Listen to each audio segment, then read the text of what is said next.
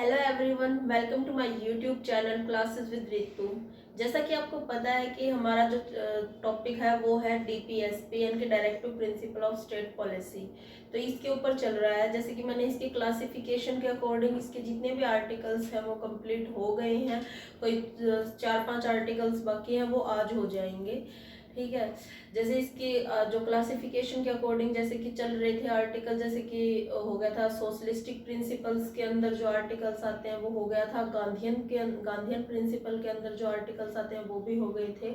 अब जो आज का जो हमारा टॉपिक है वो है लिबरल प्रिंसिपल के अंदर जो आर्टिकल्स आते हैं उनके बारे में, कि उसके अंदर कौन कौन से आर्टिकल आते हैं और ये होता क्या है। और वीडियो के लास्ट में मैं आपको ये भी बताऊंगी कि जो जितने भी जो अमेंडमेंट्स के अकॉर्डिंग जितने ऐड हुए थे आर्टिकल वो कौन कौन से थे और उनको याद करने का तरीका कौन सा रहेगा, जिससे आपको आसानी से वो सारी आर्टिकल्स और अमेंडमेंट साथ में दोनों चीज़ें याद हो जाएं। तो सबसे पहले कि लिबरल प्रिंसिपल्स होते क्या हैं। ये वो प्रिंसिपल्स हैं, ये जो प्रिंसिपल्स हैं बहुत सारे यूरोप और जो नॉर्थ अमेरिका की कंट्री थी, जो डेमोक्रेटिक कंट्री थी, उनके कॉन्स्टिट्यूशन पे बेस्ड हैं। एक मॉडर्न सोसाइटी किस तरीके की होनी चाहिए, ठीक है, उस मॉडर्न सोसाइटी के कैसे प्रिंसिपल्स होने चाहिए, उस हिसाब से ये लिबरल प्रिंसिपल को उठाया गया था। लिबरल प्रिंसिपल लिबरलाइजेशंस को बढ़ावा देते हैं, उसी के ऊपर डिपेंड है। तो इसके अंदर कौन से आर्टिकल आते हैं, वो आर्टिकल हैं 45, 44, 48, 48A, 49, 50 एंड 51। ये आज हमारे आर्टिकल्स कंप्लीट हो जाएंगे 36 to 51। ठीक है। और एंड में ये अमेंडमेंट्स भी लर्न हो जाएंगे कि कौन से किस तरीके से आए थे। तो चलिए अब हम शुरू करते हैं कि इन आर्टिकल्स में क्या कुछ बताया गया है। आर्टिकल 45 क्या कहता है कि uniform civil code for the citizens. Uniform civil code होना चाहिए हर सिटीजन्स के लिए। ठीक है, जितने भी सिटीजन हैं उनके लिए यूनिफॉर्म कोड सिविल होना चाहिए। तो यूनिफॉर्म सिविल कोड होता क्या है? यूनिफॉर्म सिविल कोड होता है कि ये किसी भी रिलीजन्स को कास्ट के बेस पर, क्लासेस पर, जेंडर पर, इनका कोई फर्क नहीं पड़ता। यूनिफॉर्म सिविल कोड पर ये सबके ऊपर होना चाहिए। इनके ये सबके लिए एक जैसा होता है, जो पूरे देश में एक जैसा कानून होता है। जैसे कि जीएसटी है, पूरे देश में एक जैसा है। ठीक है, ऐसे ही यूनिफॉर्म सिविल कोड होता है कि सबके लिए एक जैसी चीजें हों। आर्टिकल 45 क्या कहता है? सबसे पहले तो हमें ये पता होना चाहिए कि आर्टिकल 45 आया कब था। 86 कॉन्स्टिट्यूशनल अमेंडमेंट एक्ट ऑफ 2002, जो 86 अमेंडमेंट हुआ था 2002 में, तब ये आर्टिकल 45 आया था। इसमें कहा गया कि provision for free and compulsory education for children. क्या है कि जैसे कि हमने फंडामेंटल राइट्स में पढ़ा, जो 21A, आर्टिकल 21A में 6 से 14 साल के बच्चों तक, जो 6 से 14 साल के बच्चे हैं उनको education compulsory, free and compulsory के लिए बोला गया। ठीक है। फिर हमने हमारे फंडामेंटल ड्यूटीज़ में पढ़ा कि जो हमारी जो फंडामेंटल ड्यूटी है उसमें कहा गया कि हमें, हमारा कर्तव्य है, हमारी ड्यूटी है कि हम बच्चों को पढ़ने के लिए भेजें। ठीक है। और फिर आर्टिकल 45 में क्या कहा गया कि early childhood care and education हो, कि 6 साल तक के बच्चे और 6 साल से छोटे बच्चे, यानी कि 6 साल से छोटे बच्चों तक को एजुकेशन देने की रिस्पॉन्सिबिलिटी है किसकी? स्टेट की। ठीक है। तो ये बोला गया आर्टिकल 45 में। ठीक है, ये पहले भी हो चुका है आर्टिकल 45। ठीक है। नेक्स्ट है आर्टिकल 48। तो जैसे कि मैं आपको बता चुकी हूँ कि आर्टिकल 48 जो है वो गांधीयन प्रिंसिपल में भी आता है और लिबरल प्रिंसिपल में भी आता है। तो ये आर्टिकल जब मैंने गांधीयन प्रिंसिपल करवाए थे तब ये हो चुका था, लेकिन तब मैंने ये नहीं बताया था कि कहाँ से कहाँ तक की लाइनें गांधीयन में आएंगी और कहाँ से कहाँ तक की लाइनें लिबरल प्रिंसिपल में आएंगी। ठीक है, वहाँ पे मैंने पूरा एक्सप्लेन कर दिया था। तो ये जो थोड़ा सा अंडरलाइन किया हुआ है ये चीज़ आपकी आएगी ये लिबरल प्रिंसिपल में, और गांधीयन में जो मैंने आपको बताया था कि जानवरों को नहीं मारना चाहिए वो वाली चीज़ आएगी गांधीयन प्रिंसिपल में।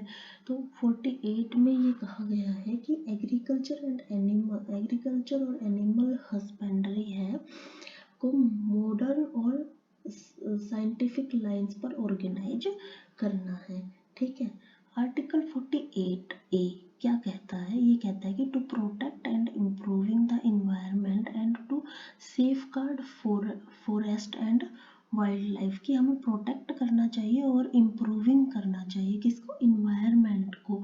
ठीक है, इसमें इन्वायरमेंट और वाइल्ड लाइफ से रिलेटेड बात की गई है। ये आर्टिकल कब आया था? 42nd जो अमेंडमेंट हुआ था 1976 को, तब ये आर्टिकल ऐड हो गया था कॉन्स्टिट्यूशन ऑफ इंडिया में।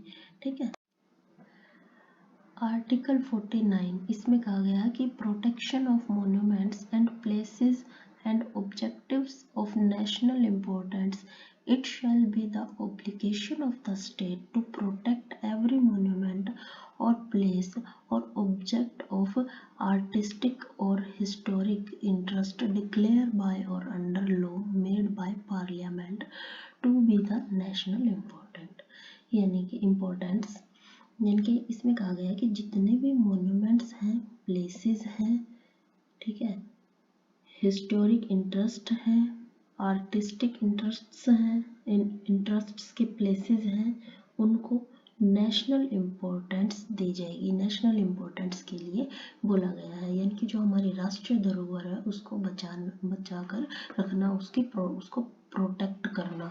ठीक है, इसके लिए इसमें बोला गया है आर्टिकल 49 में।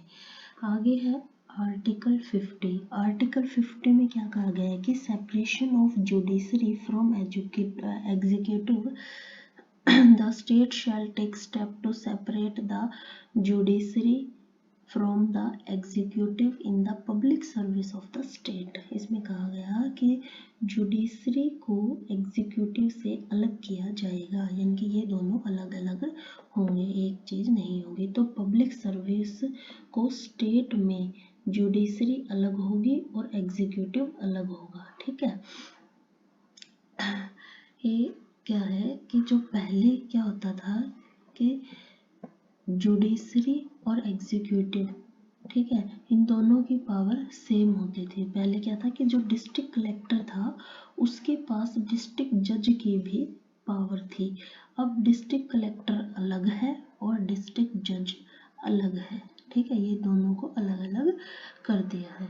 Article 51, article 51 most important article है, ये बहुत बार पेपर में भी पूछा जाता है, अलग से 4 नंबर में भी पूछा जाता है। ठीक है, और कई बार जैसे DPSP में ये पूछ लिया जाता है कि ये होता क्या है, इसके मतलब फीचर्स वगैरह क्या हैं। ठीक है, उसके हिसाब से फिर 4-5 आर्टिकल्स जो पूछे जाते हैं उसमें 51 जरूर होता है। इसमें कहा कि promotion of international peace and security, ठीक है, कि जो ये फॉरेन रिलेशन से डील करता है, स्टेट का काम ये है।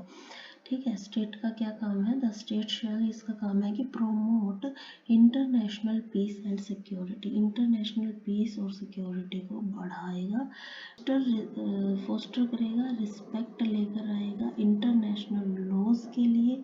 ठीक है, इंटरनेशनल लॉज के लिए एंड टेरिटरी ऑब्लिगेशंस के लिए।